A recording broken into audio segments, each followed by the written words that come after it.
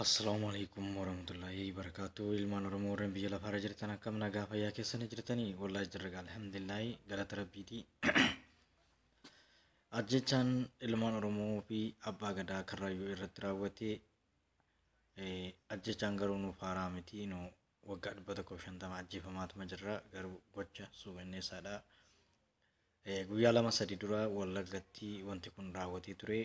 Jalqaba ammaas Walloo Gujii keessatti Oromoo irraa ajjechaan dhaabbataa hin jiru waan ta'eef Oromoon biyya keessaaf biyya alaa akkuma qabsoo duraan eegaltanitti qabsoo tana akka itti fuftan dhaamsa kana dabarfachuu barbaada.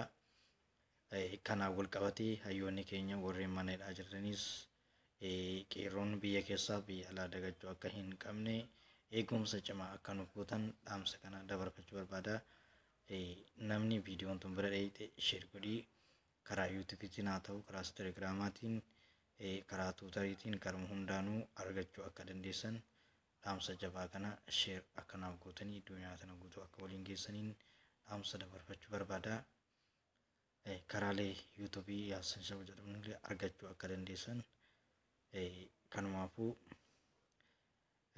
fantaaleeyyiin jara Amaaraa ilmaan Oromoo irratti tarkaanfii jabaa fudhachaa jirti.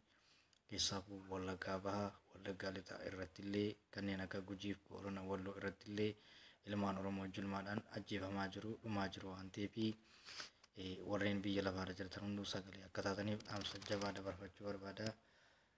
Kanumaafuu ilmaan Oromoo callisuu akka hin qabne bakka jirtanitti sagalee ta'aa fi ilmaan Oromoo warreen biyya keessa jiru baay'ee miidhamaa jira.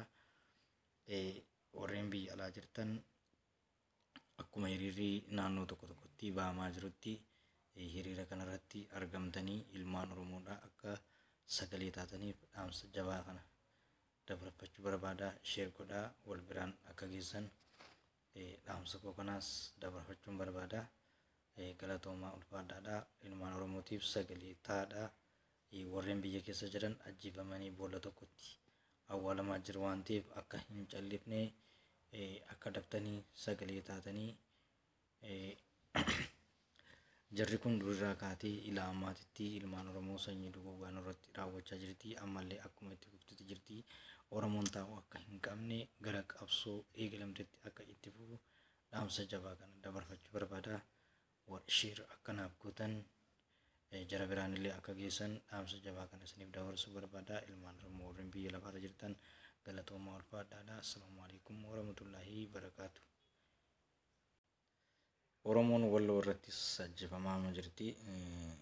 Boorana irrattis Wallagga irratti illee gocha hamaa suukanneessaa santu raawwatamaa jira. Keessaafuu karrayyuu abbootii amantaa fi sheeka odoo hin jenne qeensi odoo hin jenne uummanni kun addaan nu baasaa jiru. Bakka takkatti boolla tokkotti nu awwaalaa waan jiraniif ilmaan Oromoo akka sagalee waliif taatanii hayyoota keenya warra manadhaa jirus akka hin daganne dafnee obbo duukaa hiriirree amma waa tokko wanti nu baasan jiru. Waraana bilisummaa Oromootti dabalamnee waraana bilisummaa Oromoo cinaa dhaabbachuudha malee wanti biraa tokko hin jiru. Abdii biraa yoo rabbi ta'e malee abdii biraa hin qabnu. Kanumaafuu waraana bilisummaa Oromoos akka jabeessitanii deeggartaniin dhaamsa kana dabarfachuu barbaada.